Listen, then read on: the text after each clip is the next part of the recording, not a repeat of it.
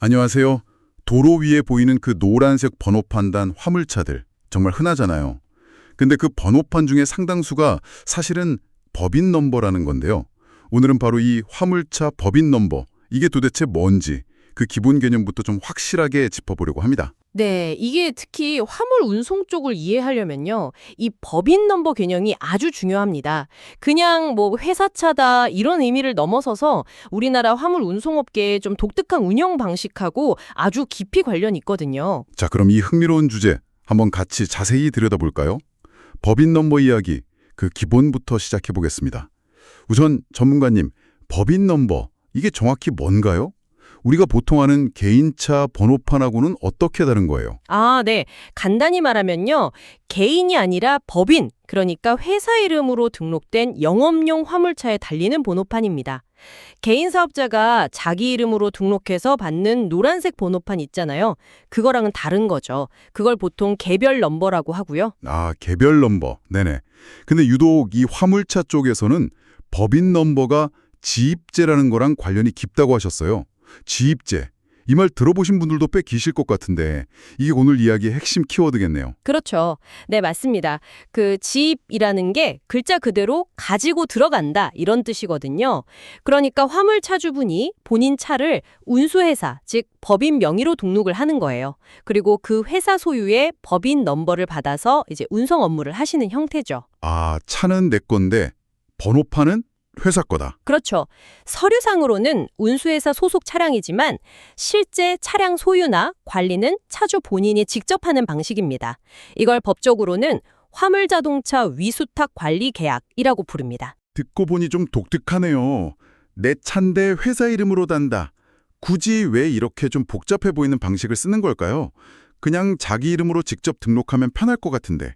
여긴 뭔가 이유가 있겠죠? 바로 그 지점이 중요합니다. 그 결정적인 계기가 된 게 2004년이었는데요.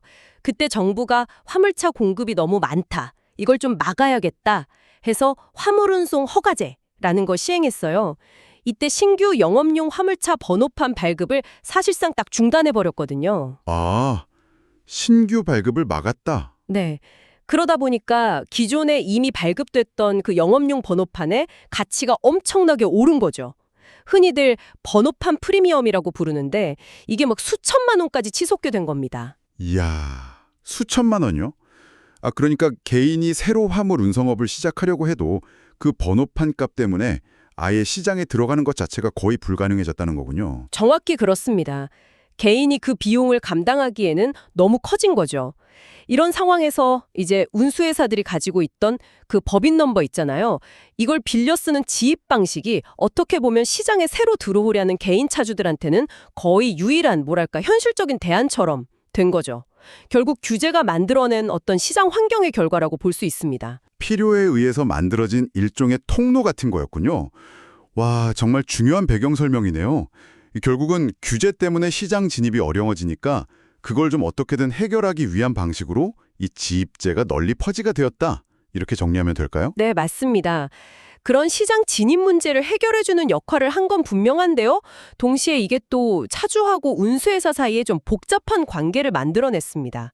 예를 들어 지입차주는 그 법인 넘버를 쓰는 대가로 운수회사에 매달 지입료라는 걸 내야 하거든요. 아, 지입료요? 관리비 같은 건가요? 이런 행정적인 서비스를 대행해주는 수수료 같은 것들이 포함돼 있죠. 물론 이런 시스템이 주는 편리함도 분명히 있습니다.